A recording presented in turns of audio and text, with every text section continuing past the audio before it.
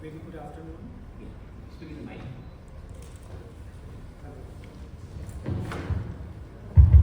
Hello. Very good afternoon to all the dignitaries, guest speakers, and thank you so much, Dr. Dash, for the very precise introductions about me.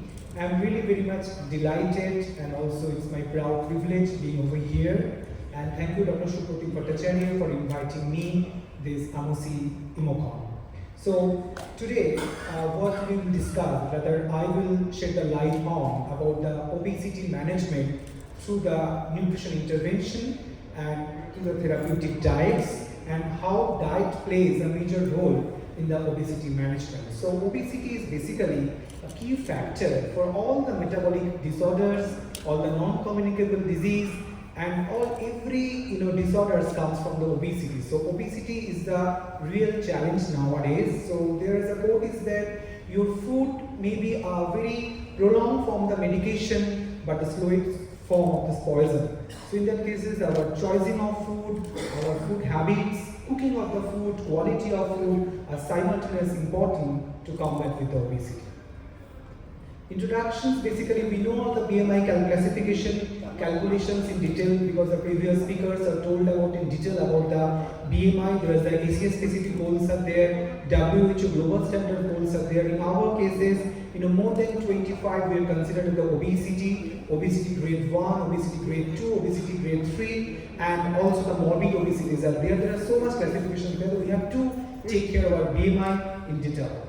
So there are a lot of important parameters assessment where we can measure our fat percentage. So waist circumference is one of the major parameters that we have to take care of the obesity, because there is central obesity. We can say the apple shape or the pear shape are much more detrimental to prone to have diabetes and also the other cardiovascular disorders, maybe congestive heart failure. Lot of things can come up. So that's why we need to follow the ABCD method. So anti-obesity measurements, one of the major parameters that we have to classify about the waist hip ratio, the fat percentage in detail. And also there are a lot of tools that there were the body compositions analysis. In our previous speakers during the morning told about the bioimpedance machine and also the BIA and also the different in-body therapies, where very costly machines can detect about your fat percentage, body fat percentage, muscle percentage, visceral fat percentage, your BMR, your protein percentage,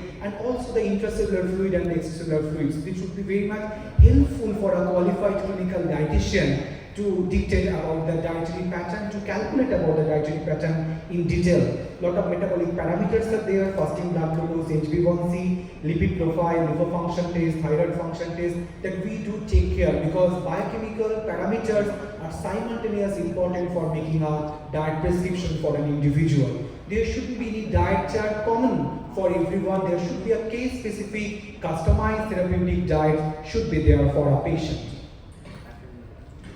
And also the major comorbidities linked with obesity, where the hypertension, obesity-induced hypertension, liver disease, we have talked about the NSAID, we can talk about the NFLD or NFLD through the obesity. Lot of reproductive disorders, my previous speaker Dr. Selina told about the reproductive disorders, heart disease, heart failure, dyslipidemia, cancer, and also the type 2 diabetes, one of the major parameters for controlling this obesity. So if obesity is not controlled, if your waist hip ratio is not controlled, waist circumference is not controlled, they are much more susceptible to have acquire such kind of diseases or disorders.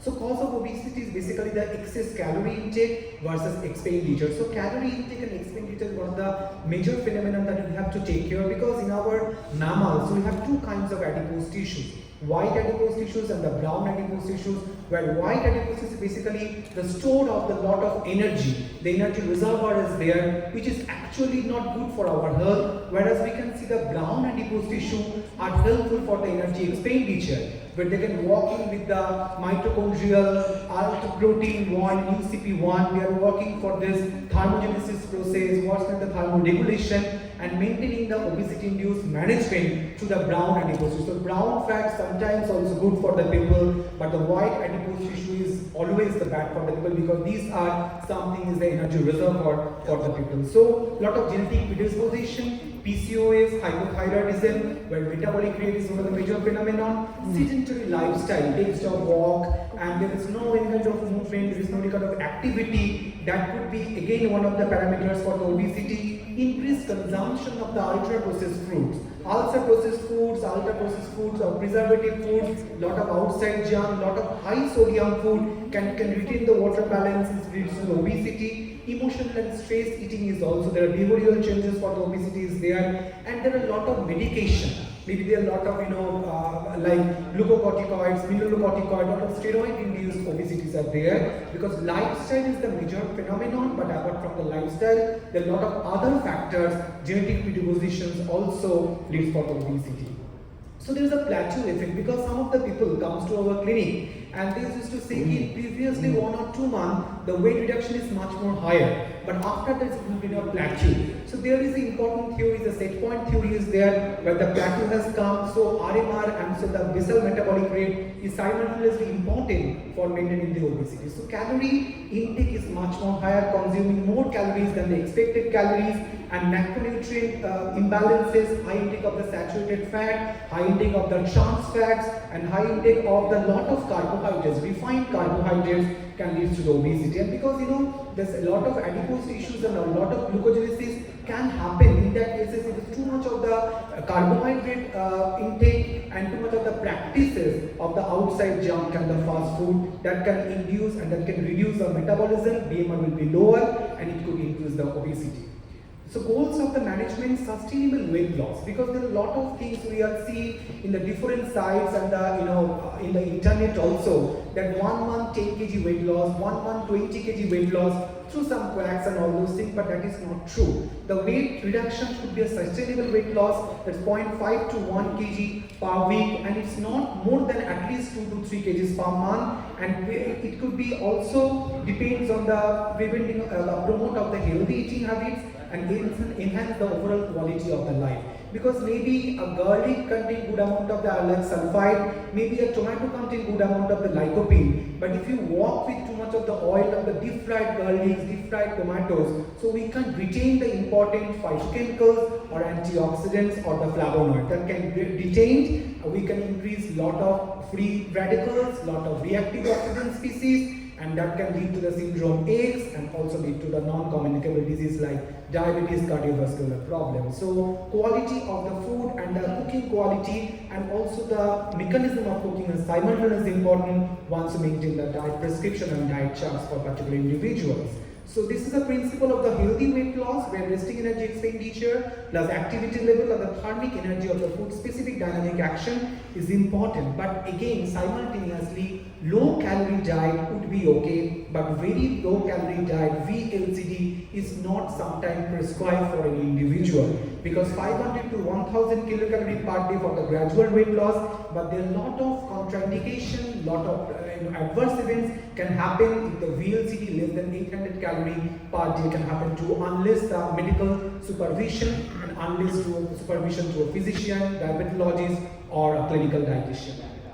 So how to estimate your BMI? There are a lot of tools and calculations for maintaining the energy and the calorie balance. What is the Harris-Benedict formula is one of the major formula that we can calculate the calorie about the men and women, what would the calorie is, and also there are also National Institute of Nutrition, there the nutritive value formula there, we can calculate our diet, and one of the very ancient thing is that the exchange list wise, so those also another tool for maintaining the calorie calculation. So Harris-Benedict is much proficient, and scientifically or empirically we can do the calorie calculation. So there are also classifications of the sedentary, lightly active, moderately active, very active and extremely active, because all the people are not same. Maybe all the people having the same doses of medication, but the activity level are different. So in that cases, we have to multiply with the activity factor, and we have to go for this physical activity level for maintaining and for prescribing any calorie to any individual.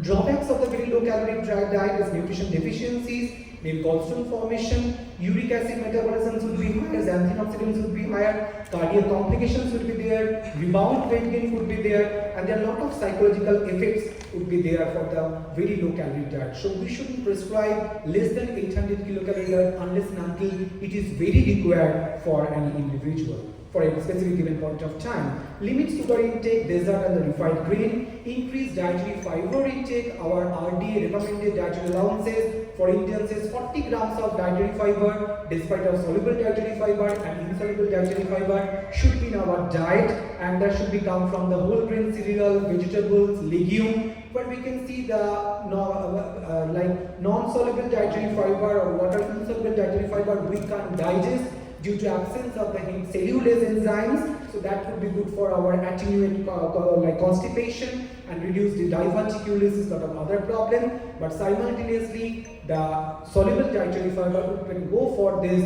insulin sensitivity and attenuate cholesterol, especially for the LDL, which is the bad cholesterol. Choose healthy fat, emphasize unsaturated fats from the nuts, seeds, avocados, and the oils are there, and limit saturated. Saturated fat shouldn't be more than 7%. There shouldn't be any kind of trans fat, which is hydrogenated fat oils, and unsaturated fat should be MUFA and PUFA. MUFA should be 10 to 15%, and PUFA should be less than 10%. Should be in a diet and calculated measure by a clinical dietitian. Macronutrient composition: the protein should be 1.2 to 1.5 gram per ideal kg body weight to preserve muscle mass and enhance satiety. Because we have to increase our muscle mass, we shouldn't decrease our muscle mass. We can decrease our fat mass. So that should be the ideal calculations for the protein, unless and until patient is suffering from the CKD and other hepatic encephalopathy or decompensated liver diseases. But this would be the actually, but where we can say there are a lot of other practices like 300 grams of protein, 400 grams of protein, that would be again a chances for the uremia and other nephrotic problems. So that should be the proper calculation. Carbohydrate, 50 to 60% of carbohydrate, focus on the low GI and the low GL of carbohydrates. Fat should be 20 to 30% from the total calories, and drink of plenty of water throughout the day. That would be an ideal body weight multiplied by 30 for an adult population. And those who are walking in the air condition and under the sedentary lifestyle, at least 250 to 300 ml of water per hour it has to take, unless and until there are problem with the heart failure, other kidney problem, or having some diuretics or any kind of loop diuretics or anything else. So this could be the ideal amount of the water balance. Resistant starch, resistant maltodextrin is very much important, because this is only the starch can digest in our small intestine, directly go to our large intestine, and with the large colonic epithelium that can increase the prebiotics. So prebiotics and fructooligosaccharides work with a probiotic, which is a good beneficial gut bacteria, and work with the symbiotics is a good healthy bacteria would be there, would be a proper metabolism process through the resistant starch and resistant maltodextrin. So basically, this is digested, then typically breaks down into the glucose, usually starches, but resistant starch are not. So resistant starch is good for the glycemic control. We know the amylopectin and other classical examples of the resistant starch, and simultaneously the food groups, we can go for peas, we can go for beans, we can go for lentils, and sprouted cereals, sprouted dals basically. So sprouted dals, less amount of the oligosaccharide, doesn't have any kind of abdominal or stomach pain, so it could be easily digested, and increase the calcium, increase the protein quality, and quality of the protein we can get, though it's a second class of protein, but we will get from the resistant starch. So there are a lot of classifications, I'm going into details. There are a lot of dietary patterns are there. Mediterranean diet, rich in vegetables, healthy fats, lean protein, and the sea fishes are there. Dietary approach to stop hypertension, but the fruit intake, low fat dairy, lot of vegetables in the diet we have to include. Intermittent fasting. Some people are misusing the intermittent fasting. It should be 16:8 or 5:2 goals. In that cases, we have to measure the intermittent fasting thoroughly, because when we are fast, our cortisol level will be much more higher to acting the HPA axis, and simultaneously the catecholamines like adrenaline, noradrenaline will be working with the intermittent fasting. And keto diet would be beneficial, but under the guidance with a proper medical person, medical nutritionist or clinical nutritionist, because if the glucose doesn't get the brain doesn't get the glucose in hourly basis, 6 gram it is very required for that. It could be induced of the ketone bodies in the brain, that could be ketoacidosis would be there. So it has to be taken properly. Misclaiming like oats cookies, lot of grocery shops and available. It's something eye-washing because we can see the frontal side of the picture, but the back side nutritive value is very important, where oats is only 7%, but maida, refined flour are 95%. So it's something, this is claims, but this is not actually true. So we have to check always the back side of any kind of foods which are available in the market, check thoroughly. Whole wheat bread, where does flour will be much more higher, sugar is there, maltodextrin is there, which is not beneficial for the diabetic patient and also the obese patient. Oats flour is only 34.5% for the oats millet, that is not actually good for the people. So we have to check thoroughly to go for giving all those things to the patient. Exercise are not very too much details, they are 150 to 300 minutes per week. Pharmacological, there are a lot of physicians that they will discuss about the pharmacological part. There are a lot of medicines that are available for the obesity. Surgical intervention, Dr. AK is there. We'll talk about the bariatric surgery in detail about the obesity management. And also, we have to take care of the AI. Nowadays, the modern tool where the AI chatbot is there for controlling these mechanisms thoroughly. So this is all about the obesity management. We have to check always with the clinical dietitian for maintaining a calorie calculated customized therapeutic diet, which will be a disease specific medicine. Conclusions, check out this is a balance. Individual diet is the key. Lifestyle changes, avoid crash diet, skip dieting and all those things. Sustainable habits for the long-term success, then only we can achieve a goal for the weight maintenance. Thank you. Aritra, thank you very much. I think all of you agree. It has been a fabulous lecture. I know I heard him for the first time. He's a PhD scholar. He has been with many boards and excelled himself in the clinical nutrition. And I must tell you, Aritra, that in any meeting, the diet invites maximum question. So your maximum question are only number two. Two questions will be allowed just for the interest of time, because Shashank and all the big guys that are waiting outside for the panel discussion. They have to come to this hall. We'll be all there for discussion. So two questions are allowed. I can start asking you first that many of my friends who went to the keto diet, and you rightly said, developed ampular stomatitis, lot of great protein, you know them also. Our school friend, they developed lot of A vitaminosis. Yes. What's your comment on keto diet? Yes, the keto diet, again I have said that keto diet should be with the proper monitor and proper guidance with the clinical dietitians.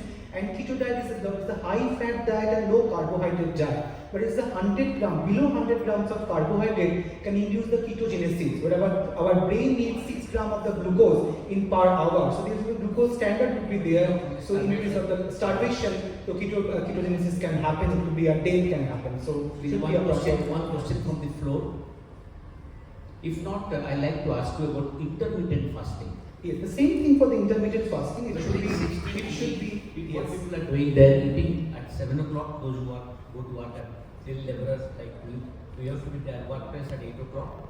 Then while we come back, we take food at about 7 or 8. But we're telling 16 and 8 hours. 16 and 8 hours. Yes, there are 16 and 8 hours rules are there for the prolonged keto diet, like more than 12 hours or more than 18 hours and more than 20 hours again would be detrimental for a person's health, because that time there are a lot of role of the cortisol and the catecholamines will be working for maintaining the energy expenditure and the balance of the energy. So it could be again a detrimental for a person to having the ketogenesis. And I told you there are a lot of questions. Dr. Aritra and the question will be available here till the end of the day. Fashion show, he is the main man in the fashion show today. So he will be available, so you can ask him questions. With this, thank you very much, Aritra. Thank you so much, sir. Thank you so much for inviting me over here. It's proud of us. Thank you so much. I have to now invite Dr.